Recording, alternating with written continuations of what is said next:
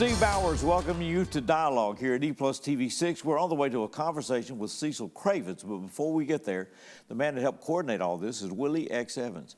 Willie, what do we need to know about Cecil before we get started here? Well, when I was a kid, you know, the Beatles began, then the Stones, then Creedence, the Isley Brothers, Stevie Wonder, everybody was coming on. So music and Woodstock had hit, of course. All right, so we're talking about the 60s, all right. And so you wanted to play in a band. You wanted to be that rock star up there. Yeah. And so you would go out with your little group and get musical equipment, obviously. And basically we had 3 stores here in Jackson when I was growing up. We had Wallach's, and we went in there and looked around at the pianos and stuff and left. And Jayco's, and they had a few guitars and things, but we left. Because they sold a lot of band instruments and things like that, That's right. Yeah. We went to Cravens finally. Cravens Music, it was across from the old Union campus downtown. Can't remember the street, but there was Mr. Cravens in there, and behind the counter obviously was Cecil, and he was the deal maker. You could deal with Cecil. Meaning you could buy instruments on credit or whatever? Right, you could get, you could work out things with Cecil to get your gig started. Okay. And that's where it all began, was over on the old Union. I eventually met Tom Price there. Tom came to Lambeth and was teaching guitar, and we became roommates and bosom buddies, played till his passing. Okay. And met all types of people there. So who were some of the other musicians in those days be hanging around the store? Oh, there was, of course, Wes Henley. There was Larry Bedwell. There was just everybody. Charlie Baker, some of those guys. Charlie Baker. Actually, Chuck McGill. I guess there were a whole bunch of people hanging out. Chuck, all those guys splintered. The amazing thing is that from that little store, then Chuck went on to have a store. Charlie went on to have a store. Tom had a music store. Chris McCrudden has one to this day. Yeah. So, and Tom's son has his music store. So that was all spawned from that little Cecil Cravens shop that started over there at Union, went next out south. And he was out there for a while. I think he had to get out of there pretty soon, because I was there one time and he had just gotten a Mellotron, which is this unique instrument of the time that you would yank out a whole section of tapes and set over here and put another tape in, and you would have horns, strings, whatever, and then he would put in the airplanes and spaceships, and he would turn up the volume so that I thought the windows were going to come out of the place. And that was hilarious, but that may have been the reason for the final move that he made to Hollywood. And that's the store that became Cecil's Bandstand. That really put his name up Mike there. Mingledorff was in the early bunch. Mingledorff was. But then people like Carl Perkins would hang out at these places. Right, and Butch Glover. Yeah. Well, he had set up this little bandstand in the bandstand, and there's all these guitars in there and instruments, and so you would walk in there. There was nowhere on earth you couldn't have bought tickets for this, but you could walk in on Saturday mornings, many Saturday mornings, or Fridays, or whatever day of the week it might be, and there would be Carl, and he'd be up there playing. He showed us how he did that echo without even an echo machine. He just did it with his fingers, and it was just amazing. And to hear all these stories from Carl, and then he would say, "Boys, get a guitar. Come on, let's play." And you'd go up and play, with Carl Perkins. It was just an amazing thing that you could do, and you couldn't do it anywhere else in the world but Cecil's Bandstand. And I learned later that he had a huge connection with one of my dear friends that I don't think we ever got to interview him. We might have done a phone interview, Bob Woods. Yeah, Bob Wood. I was there one time when he came to town years later. Yeah. When he was in Nashville, Bob was, he could have gone on the road with Chet Atkins. Chet had requested that he become into the studio with him. He could have done the Opry. But he said, "Man, I had 7 kids at home to feed, and I had to make some money." So he went to selling instruments, and his main, one of his big customers was Cecil. And Cecil talked so admirably of Bob. Yeah. He would tell him what to buy, and so he bought the things that Bob said, which were, in those days, Sun was a huge thing, then Peavey, then you got Fender and Gibson and all the great brands. And you could go in there and it was a toy store. It was a toy store for musicians, and you could get some amazing deals. Right. Cecil Cravens and Cecil's Bandstand. Got the foundation laid. That story's on the way as we continue dialogue here at E+ TV 6.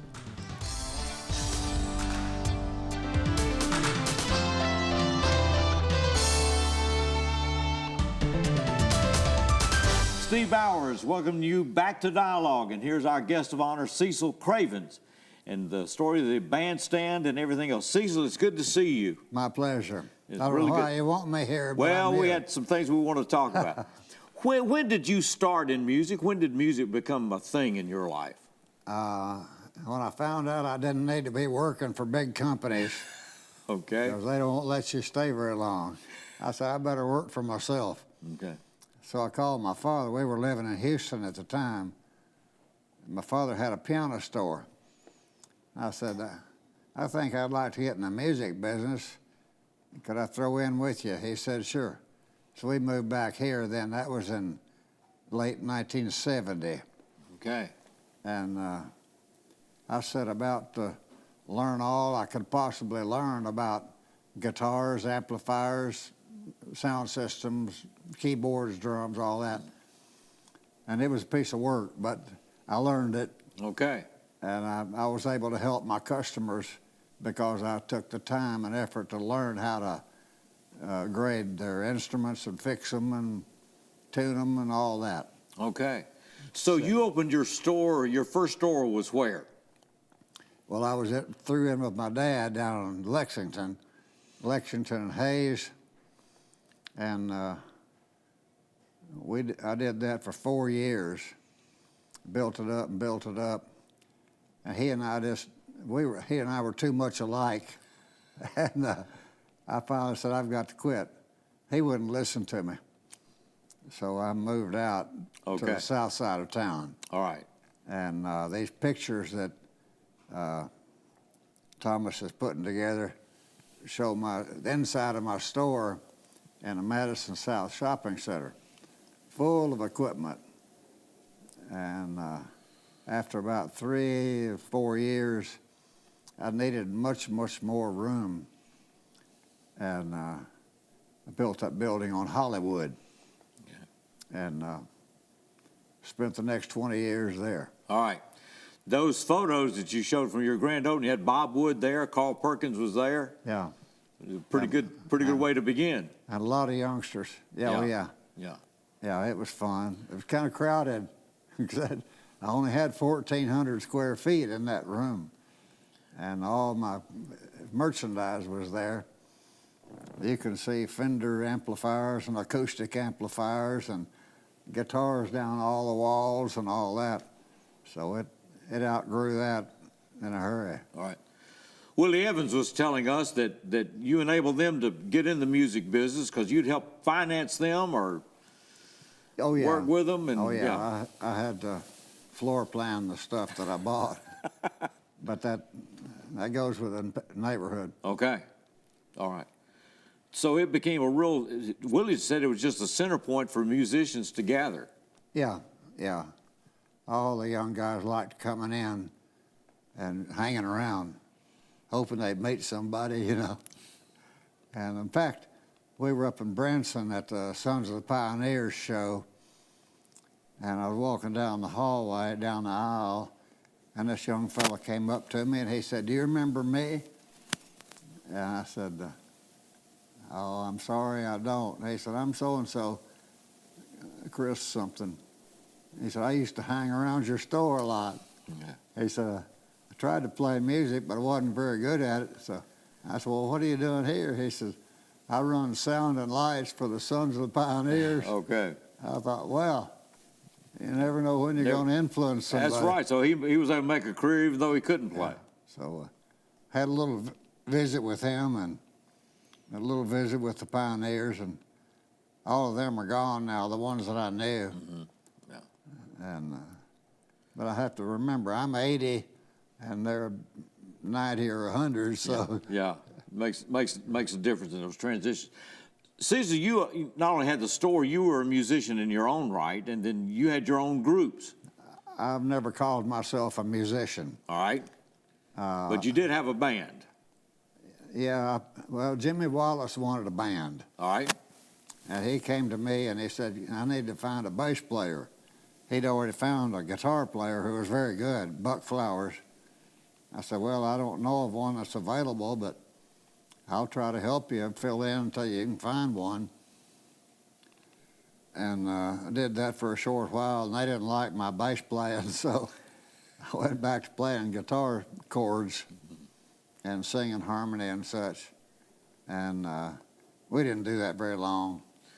It was called Britton Lane, you were saying. The band was called Britton Lane? Britton Lane Band, yeah. Okay.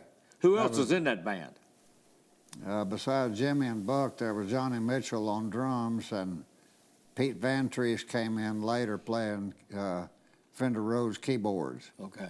And he played the bass part on a Rhodes bass thing. Okay.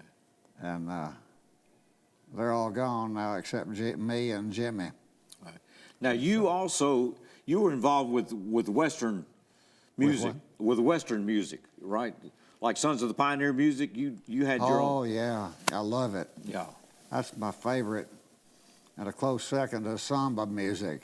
I love samba music. Okay. I love rock and roll, too. All right.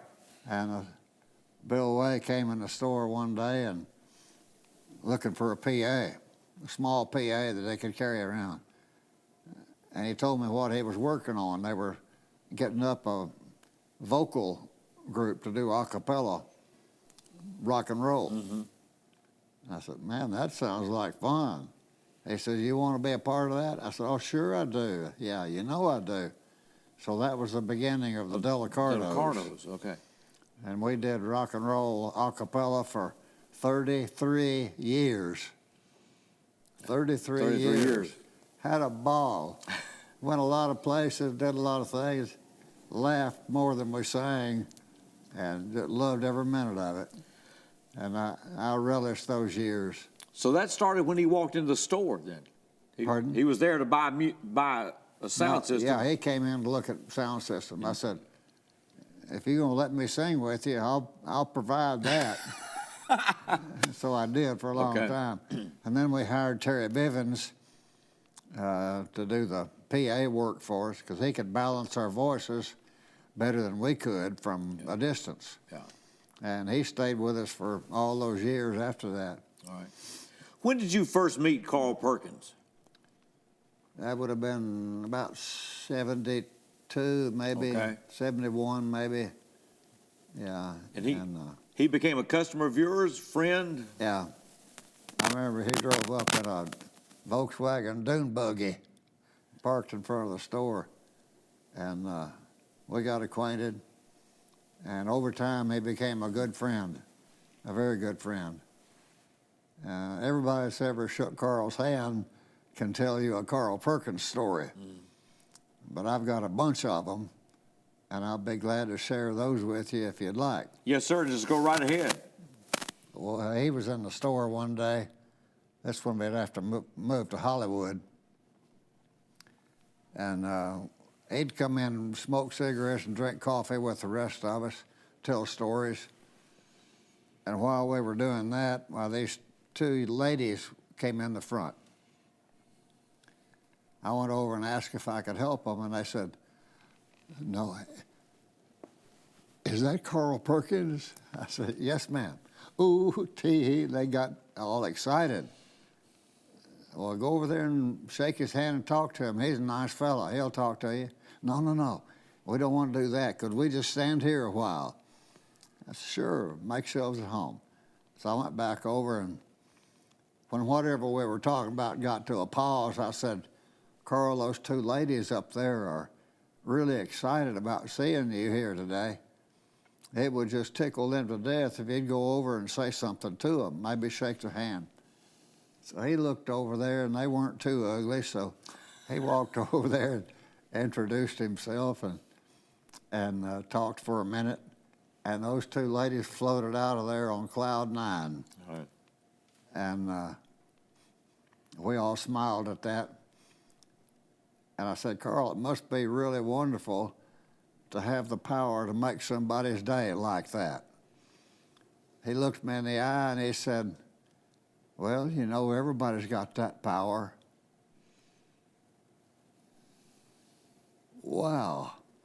Now that's country wisdom. Okay, that is. I said, "You're absolutely right. It wouldn't be as easy for me, but I could do it, and I will." Okay. So I try to make somebody's day whenever I can. All right. Yeah. You got another Perkins story you want to tell? Well, there's a funny one.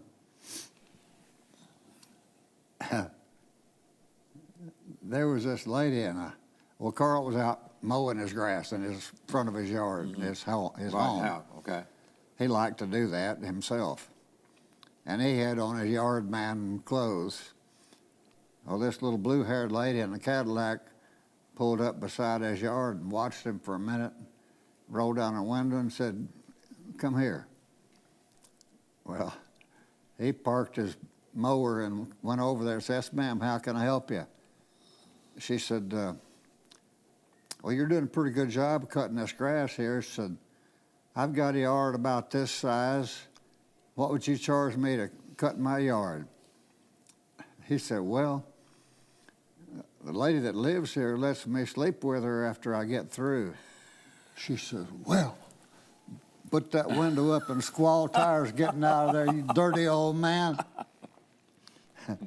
He chuckled a little bit. Well, she was on her way to Jim Miles' Cadillac store to have something done to her car, I guess. And when she got there, she was still fuming. So one of the salesmen said, "Ms. Jones, what's the matter?" He said, "You're upset about something." And she told him the story. He said, "Where was this house?" "Well, it was on Country Club Lane where Plantation was." He said, "Ma'am, that was Carl Perkins, and he was just teasing you. I don't feel hard at him for that. He was just having a good time." So she calmed down some then. But that's one of my favorites. Of Carl. What about Bob Wood? How did you meet Bob Wood? Bob Wood was a traveling factory rep for several guitar and equipment manufacturers.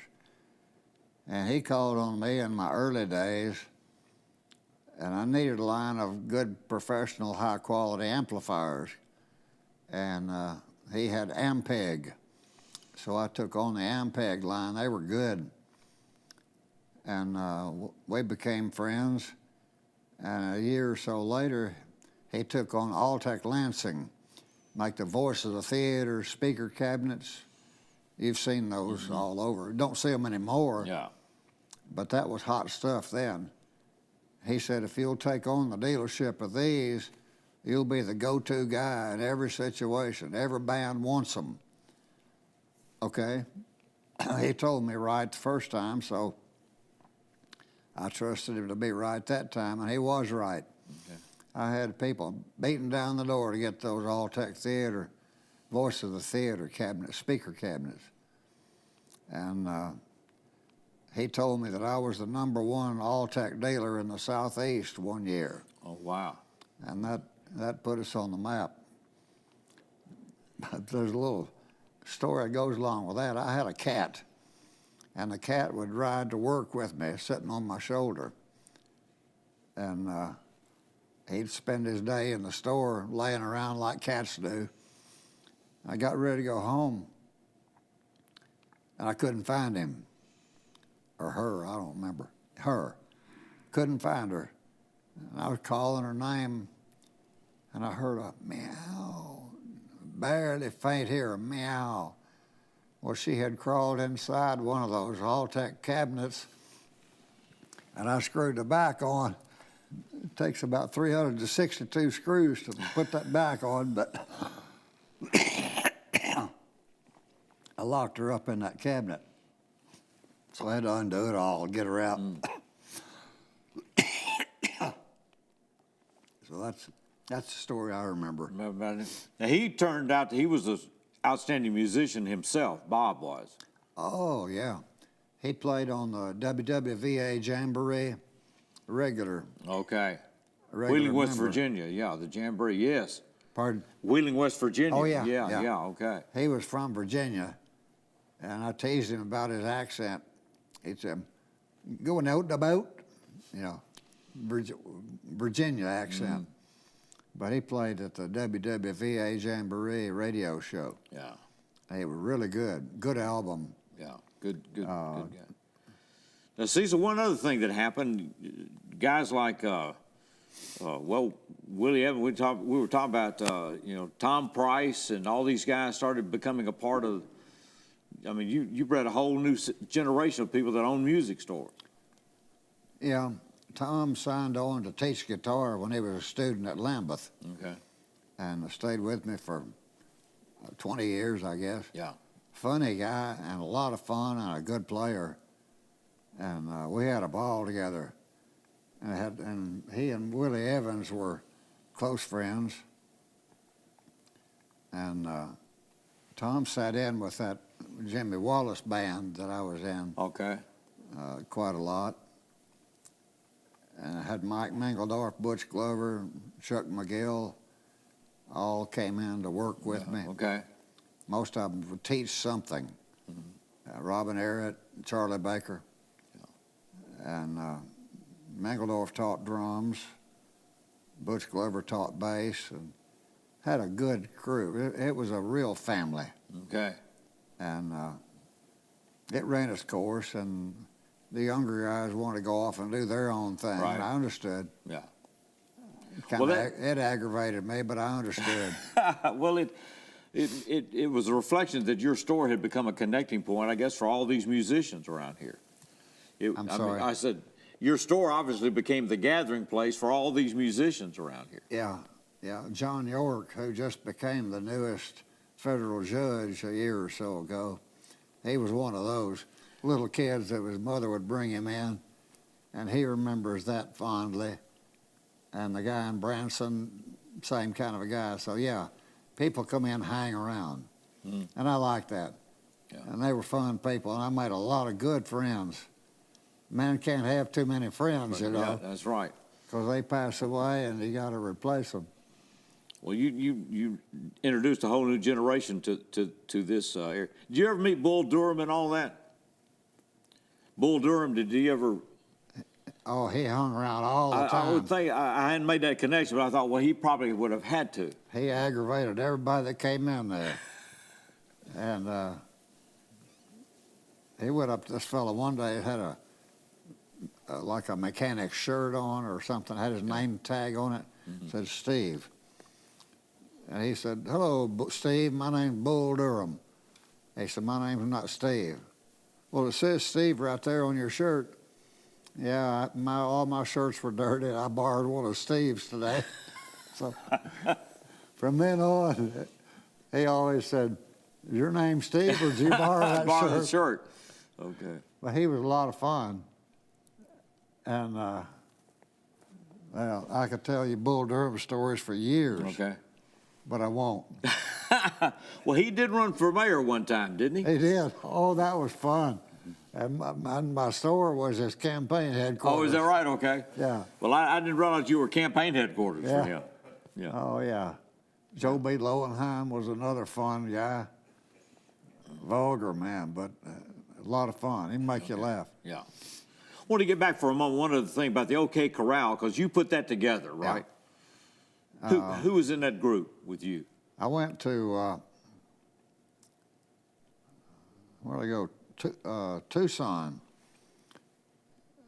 and went to this Western music show. There's an association throughout the Western states of chuck wagon shows. Okay. They serve a meal, a cowboy meal, and do a show, Western music. I came back from there, I said, I've got to do that. I've got to do Western music. I just love it. So Tom Price told me that Gene Davenport, professor at Lambeth, was heavy into Western music. So he said, you ought to call him up. So I did. We got together, and we added my doctor friend, Ken Warren, and Jerry Elston. Okay. And then Carl hired Jerry away from us, so I got Bob Shuttleworth to replace him. And we did Western music shows for, 15, 18 years. Okay. And I love it.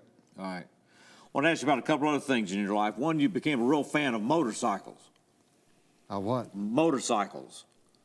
Oh, motorcycles? Yes. Oh, yeah. I've ridden one motorcycle in all 48 contiguous states and all 10 Canadian provinces. I don't know of anybody else that's done that. Okay. Who were some of your riding partners? I had a picture of that group. It varied from time to time. Jimmy Todd was the most faithful one. Okay. Harry Cutts. Jerry Campbell rode with us a time or two. And Bobby Campbell ran Panther Oil. Yeah, okay. But Bobby rode a Harley, and he kind of broke the mold on there, because the rest of us were riding Honda Goldwings, which is the best motorcycle you can get, bar none. But Bobby had this Harley, and he rode with us some. A lot of fun guys. And I'm going to omit a name by accident. I ask forgiveness for that. But a good core group. And Jimmy Todd and I rode in all 48 states together. Wow. Okay. Lynn Allen, Highway Patrol Captain. Yeah. He's passed away since then. And Jimmy Todd, of course, federal judge. Jimmy liked to dress up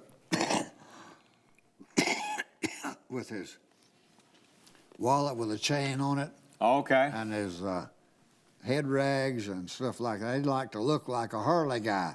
He wasn't. He rode a Goldwing. But he would dress up like that. And we went into a motel one day, and he asked the clerk, said, do you have government rate? She looked at him and said, what government? He said, United States government. I work for the district so-and-so court for the federal government. And what do you do for the... He said, well, I'm the judge. And she just wouldn't believe it. He had to show her his ID, because he looked nothing like a judge.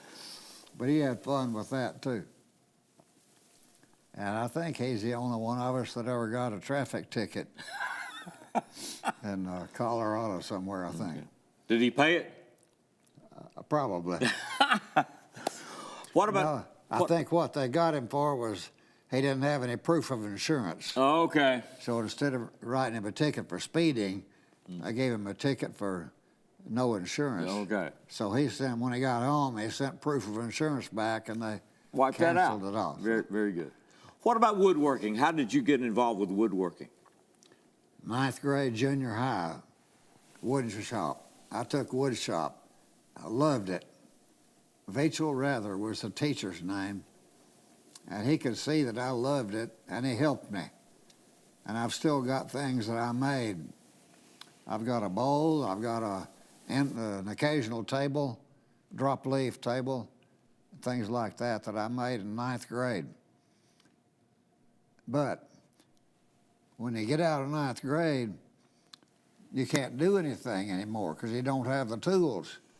And what 14-year-old boy can afford to outfit a woodworking shop? So that part of my life was over, I thought. When I sold the music store to Chuck McGill, I got the hunch to do some more woodworking. So I'm sitting at home and there's a glass stem goblet type thing sitting on the coffee table. I looked at that and I said, if I had some walnut wood and some tools and a lathe, I could make one of those. So I set about to borrow a lathe. I borrowed one from Ellis Truett. I bought a few chisels at Sears. I didn't know how to use them, but I brought his shopsmith into my shop, and I mounted up a piece of wood and learned how to do it again, relearned how to do it, and I had a ball. So I kept growing and growing, and finally I ended up setting up a woodworking school in the old Bandstand building. Guys would come in, I'd teach classes every Saturday, and I had to keep learning to stay ahead of them, you know. And I'd teach individual machine safety procedures and then sign you up to use the shop, make whatever you want. Had a lot of fun doing that. Couldn't make any money. So I shut that down, moved my tools back to my old ratty old shop down on Airways, and kept on. Kept on doing it. But a friend of mine was in there the other day. He was looking at some of the stuff I have left that I haven't sold. He said, you've made some beautiful stuff over the years. I said, well, thank you. I have, and I've enjoyed every minute of it. And I would still be doing it if I could. Yeah. But with that chemo thing, I can't even walk across the room without getting tired. So I've sold it all out, and I'm going to retire for good. Okay. Permanently. Permanently? I hope. So, yeah. Woodworking has been a lot of fun for me. Looking back on the music and the store and everything else, what made it work? What was the key to the success of that music store? The music store? Yeah. Two things. Common sense. Well, that's number two. Number one is the golden rule. I treated my customers according to the golden rule. And you can't go wrong if you do that. Okay. That's important. Of course, I had to learn an awful lot so I could help them. But I did. I learned electronics in the Air Force, and a fellow came in one day with a Fender amplifier, and he said, I've got a hum and coming out of my amplifier, can you fix it? I said, I'll take a shot at it. I opened it up and looked around, and I found a cold solder joint. I said, that will do it. So I heated that up and added some new solder and plugged it in again, turned it on, fixed. So thanks to the Air Force for that. And he appreciated it. Okay. And he became a customer because I had helped him. Nobody else was willing to try. Okay, yeah. Cecil, the equipment changed a lot, you know. I remember, I said the music equipment changed a lot. Oh, yeah. Time. I remember one of the guys from one of the guitar companies said that these amplifier companies worked all these years to get rid of distortion, make sure they had a clean sound, and the next thing you know, they're having to make equipment to make them break apart. Fuzz tone. Fuzz tones, yeah. the first hit record to use that special effect, we'll call it, was a Marty Robbins song called Don't Worry About Me. Okay. It was actually a busted speaker. The voice coil of the speaker was rubbed against the magnet.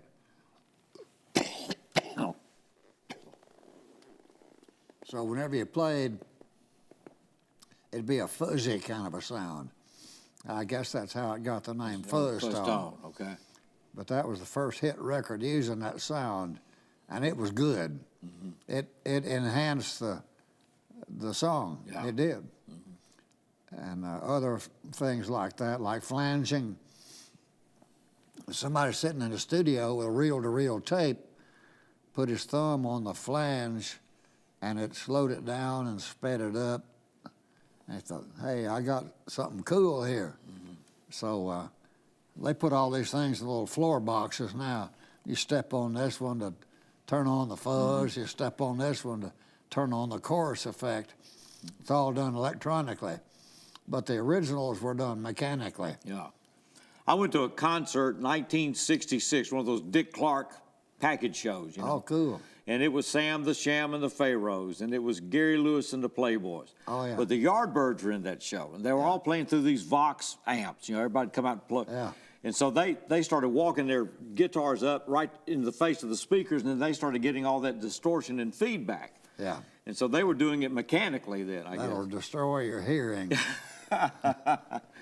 I'm a witness to that. It's long enough. I've heard a lot of feedback in my life. But anyway. Yeah. Most of us have, but it comes from other sources, not music. Peter Drake was a steel guitar player. He invented a thing that he intended to be used by people who had had laryngectomies. And it had a speaker, an amplifier, and a microphone. You had to have those things to make it work. Right. And you could pluck a note on a string and put a tube in your mouth and shape the words with your mouth. Like you're wanting somebody to read your lips. And then that would go back into this box with a speaker. And that's what the audience would hear. That's what you would hear if you were doing it. He called it a talk box. Rock and roll bands jumped on that. On that one. But he had the first Peter recording. Frampton, right? Peter Frampton. Peter Frampton, I remember, his live album. Forever. Yeah. Was the name of the song. Okay. That was the first song that was hit with the talk box. Talk boxes. Okay. Wow. Peter Drake. Okay. Forever. It was the song. So, okay. Splendid stuff. What are the memories we need to dig out? Yeah, you got some inventions. Oh, yeah. In the middle 70s, the young fellows that were learning to play guitar, they had people that they admired jumping around on stage and playing for 10,000 person audiences, and they were thinking to themselves, oh, I want to be like Joe Blow there. I want to entertain people. Well, what they didn't know was if the guy up on the stage dropped his guitar, the strap came loose, his guitar hit the floor, it'd break it. It'd break the headstock off. But he didn't care because the factories would send him 2 more tomorrow. You know, he didn't have to pay for his guitar. But if you cut grass and carry paper routes and sack groceries to save up your money to buy a nice Les Paul Gibson, you don't want to do that because you can't afford to do it again. Yeah. So I got to thinking there's got to be a better way to hold a strap onto a guitar. And this is what it ended up. I called it a strap lock. Okay. All right, Cecil, show me how this works. This screws into your guitar where the button that's on there comes off. Okay. So you don't have to drill any holes. Just screw it right in where the Right back on holes top are. of it. Okay. Then unbutton it here. Button your strap around this part of the button down below that flange, and then button this back on top of it. Okay. And that'll save you from breaking your neck. Okay, so it holds everything in place. Because this is right into the guitar then. A very Yeah. practical, thoughtful, and intentional way to help my customers. But it worked out better than I thought. I sold about 250,000 of these in 20 years. Okay. And it caught on big, but the biggest honor, one of the big honors of my life, Guitar Player magazine did an article titled "The 10 Best Inventions of the 1970s." And that was one of That was them. one of them. Oh, Wow. that made me feel good. Okay, wow. But they work. They work fine. And Mike Mingledorf went on a road with a bunch and sold them all out. And we were pretty happy about that. But the name of the game is reorders. You can sell somebody something once, but if they don't like it, they won't buy any more. Right. Well, when the reorders started coming in, we knew we had it right. Okay. Wow. So that's the first thing I invented. Got Okay. a patent on it. Got a patent on it, okay. Are you still selling them today then? I don't know. Okay, interesting That stuff. went with the store when I sold that. Okay, all right. And Chuck's gone, so I don't know whatever happened to it. Yeah, okay. But $250,000 of those things before I retired. And so doing good pays off sometimes. Every does. Sometimes not. Yeah. What else do we need to know about you, Cecil? You've done a lot of things in your life. Well, I've had a wonderful life. I had 78 great years. I found a lady that I wanted to marry when I was 18. I married her when I was 19. We're still married. We still love each other. And one of the songs on my Western CD is about her. She's a lady too. And we had 2 fine sons. They're both in good shape and doing well. And a wonderful life until last year. Okay. So 1 out of 80 is not too bad, but I'm still recovering from chemo and radiation and all that. You were diagnosed with cancer, obviously. Yeah, one little spot here, another little spot there. No big deal. Yeah. But that medicine, anyway. Scuba diving, I took up scuba diving in '78, and that's fascinating. But it's expensive, and I couldn't afford it. So I made a few dives, but What got you interested in diving? How did you get interested in it? into what? In the diving, scuba diving. Paul Little was his name. He was a friend of mine from the Optimus Club, and he was a scuba diver. And he talked me into trying it. I said, well, okay. I went to scuba class and learned how to do it, learned all the rules and safety procedures, learned about the bends and all the things you can do to yourself that not good.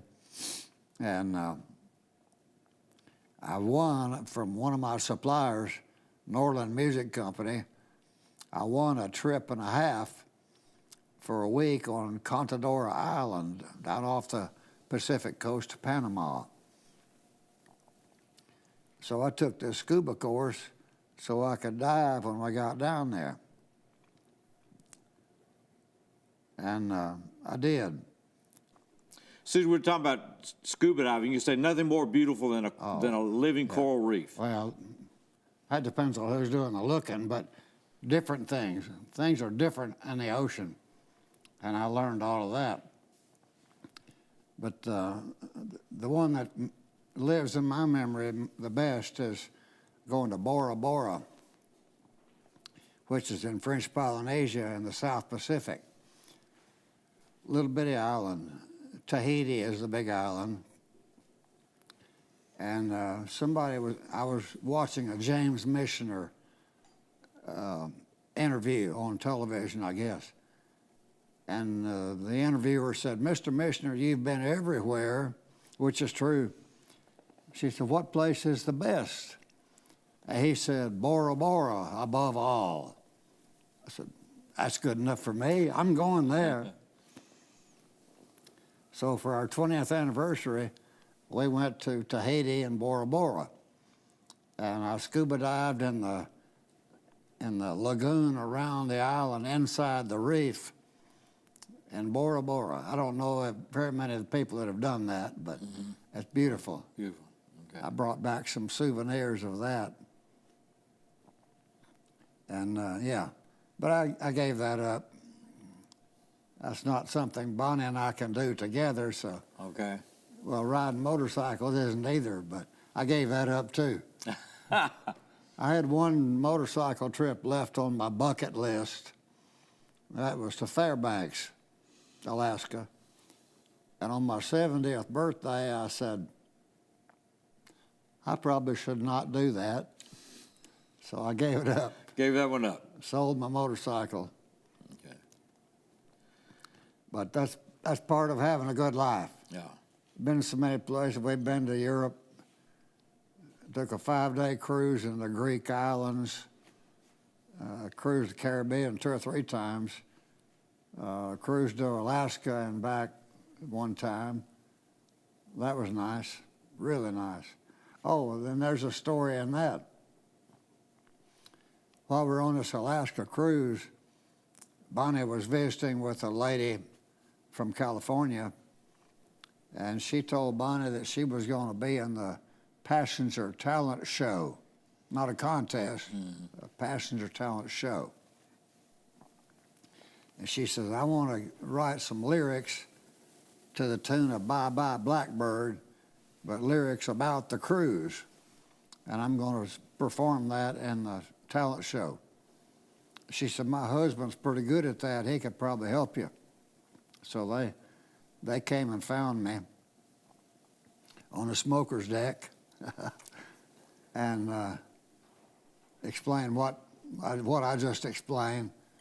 I said, well, I won't help you do it, but I'll do it for you.